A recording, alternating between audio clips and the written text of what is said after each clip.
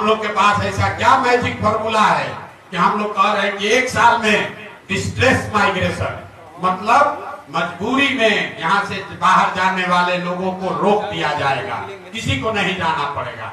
एक लोग हमसे पूछता आपके पास ऐसा क्या जादू का छड़ी है, अभी आपको बता रहे हैं कि वो कैसे रोका जाएगा।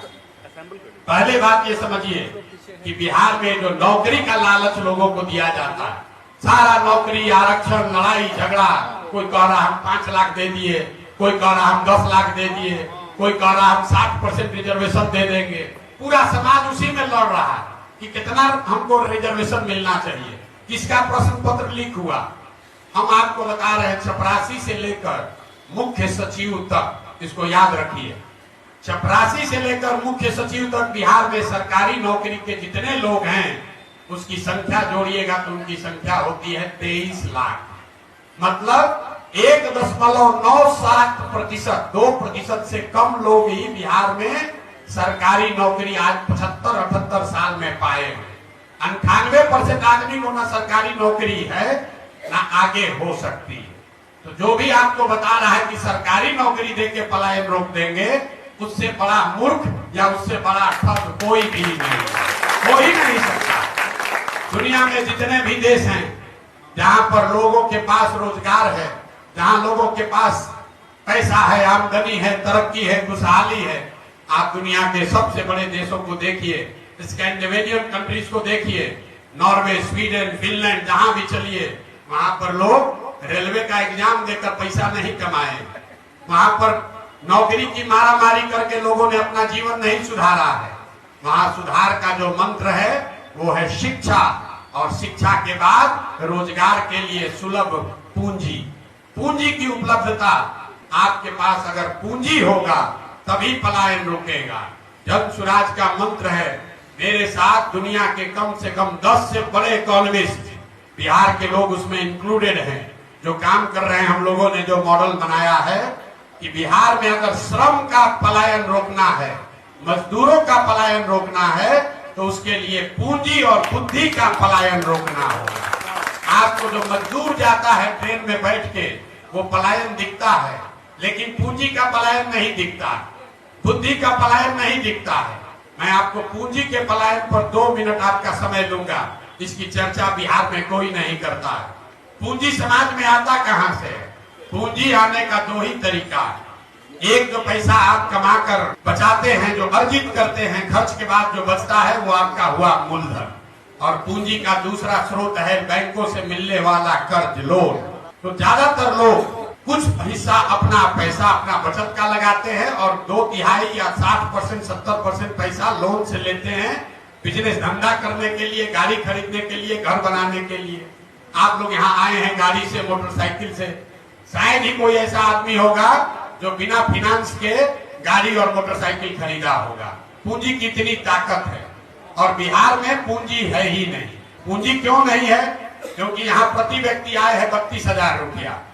याद रखिए, नेता लोग जितना भी दावा कर ले, देश में प्रति व्यक्ति आय है 1,35,000, बिहार में प्रति व्यक्ति आय है 32,000। और उसमें भी अगर पटना और बेगूसराय 2 जिला हटा दीजिएगा तो बिहार में प्रति व्यक्ति आय है 24,000 रुपया। 100 में 80 आदमी बिहार में आज की तारीख में भी 100 रुपया नहीं कमाता है। यहाँ बैठा हुआ बहुत आदमी तुरंत कहेगा कि मजदूरी 300 रुपया है तो 100 रुपया कैसे नहीं कमा रहा है। वो इसलिए कि घर में अगर बाल बच्चा लेकर 5 आदमी है, मजदूरी 1 आदमी करता है, अगर वो 300 रुपया भी कमाता है तो हर व्यक्ति पर 60 रुपया हुआ, और वो भी उसको 30 दिन मजदूरी नहीं है, 15 दिन मजदूरी मिली तो हर व्यक्ति पर 30 रुपया हुआ। तो ये आंकड़ा याद रखिए, 100 में 80 आदमी दिन में 100 रुपया नहीं कमा रहा है, तो खाने पीने के बाद उसके पास पैसा बचना ही नहीं है। और दूसरा पूंजी का स्रोत है बैंक। बैंक क्या कर रहे हैं? आप और हम कह रहे हैं बाहर से उद्योग आएगा, हम बता रहे हैं बैंकों से पूंजी का पलायन कैसे हो रहा है। रिजर्व बैंक ऑफ इंडिया एक आंकड़ा जारी करता है, जितने पढ़े लिखे लोग हैं जाकर रिजर्व बैंक ऑफ इंडिया के वेबसाइट को देखिए। रिजर्व बैंक ऑफ इंडिया एक आंकड़ा जारी करता है जो बताता है, एक अनुपात है CD रेशियो, मतलब कितना पैसा आपने बैंक में जमा किया और बैंकों ने उसके बदले में कितना पैसा ऋण व्यक्ति और समाज को दिया। और ये बैंकों की मनमानी नहीं है, एक वैधानिक जिम्मेवारी है, बैंकिंग का मॉडल है कि 100 रुपया अगर आप और हम बैंक में जमा कर रहे हैं तो बैंकों को निश्चित तौर पर कम से कम 70 रुपया समाज को वापस देना है ऋण के तौर पर, ताकि लोग बिजनेस व्यापार कर सकें, अपना घर बना सकें, गाड़ी खरीद सकें, जो काम करना चाहे वो कर सकें। बिहार में इसकी स्थिति क्या है? पूरे देश में सीडी रेशियो है अभी करीब करीब 74%। मतलब अगर 100 रुपया पूरे देश के लोगों ने बैंकों में जमा किया तो बैंकों ने 74 रुपया वापस किया समाज को।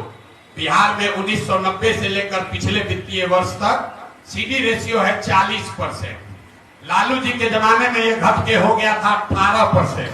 मतलब 100 रुपया जो हम लोग जमा कर रहे हैं बैंक में, तो 18 रुपया ही बैंक वाला ऋण के तौर पर वापस दे रहा है। इसका असर क्या हुआ? पिछले फाइनेंशियल ईयर में, पिछले वित्तीय वर्ष में बिहार की गरीब जनता ने, बाहर के उद्योगपतियों ने नहीं, बिहार की गरीब जनता ने यहाँ के बैंकों में जमा किया 4,61,000 करोड़ रुपया। 4,61,000 करोड़ रुपया बिहार के बैंकों में जमा हुआ।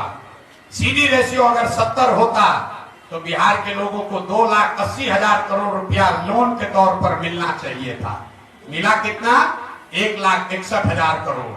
बाकी का पैसा कहां गया?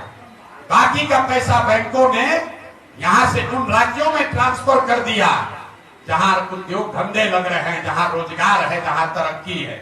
गुजरात में, कर्नाटक में, केरल में, तमिलनाडु में, आंध्र प्रदेश और तेलंगाना में सीडी रेशियो 90 या उससे ज्यादा है। वहां के लोग अगर 100 रुपया जमा कर रहे हैं तो बैंक वाला 105 रुपया लोन दे रहा है, और बिहार की गरीब जनता 100 रुपया जमा करती है तो हमको आपको 35 रुपया 40 रुपया मिलता है। इसका नतीजा क्या हुआ? 1990 से लेकर पिछले फाइनेंशियल ईयर तक बिहार के बैंकों ने 26 लाख करोड़ रुपया, इसको ध्यान रखिए, कोई नेता, कोई पत्रकार ये बात नहीं करेगा, 26 लाख करोड़ रुपया बिहार के लोगों की जमा पूंजी बैंकों ने यहां से ट्रांसफर कर दिया दूसरे राज्यों में। और आप सोच रहे हैं कि कोई 2,000 करोड़ रुपया लाकर चीनी मिल बना दे। अरे अपना घर लूट गया। 26 लाख करोड़ रुपया बैंकों ने बिहार के लोगों का दूसरे राज्य में दे दिया, और आप और हम सोच रहे हैं कि 2,000 करोड़ रुपया कोई बाहर से लेकर आए। अब आप कहिएगा भैया सरकार में कोई इसका बात क्यों नहीं कर रहा है? बिल्कुल इसका बात होना चाहिए। आपकी जानकारी के लिए बता दें कि सीडी रेशियो को देखने के लिए मुख्यमंत्री की अध्यक्षता में कमेटी है, जिसको हर महीने बैठना है, जिसको ये सुनिश्चित करना है कि बैंक ये पैसा लोगों को दे।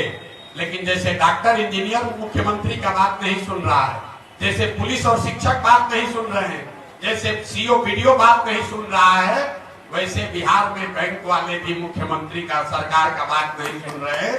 इसीलिए ये दुर्दशा है। तो जन सुराज का जो प्रयास है कि अगर 70% भी सीडी रेशियो बिहार में कर दिया जाए तो हर साल करीब करीब 2.5 लाख करोड़ रुपया एडिशनल यहाँ इन्वेस्ट होने लगेगा।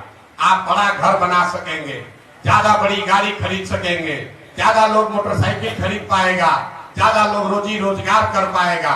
जब लोग रोजी रोजगार करेंगे तो स्वाभाविक है यहाँ पर और एम्प्लॉयमेंट जनरेट होगा, उससे यहाँ से पलायन रुकेगा।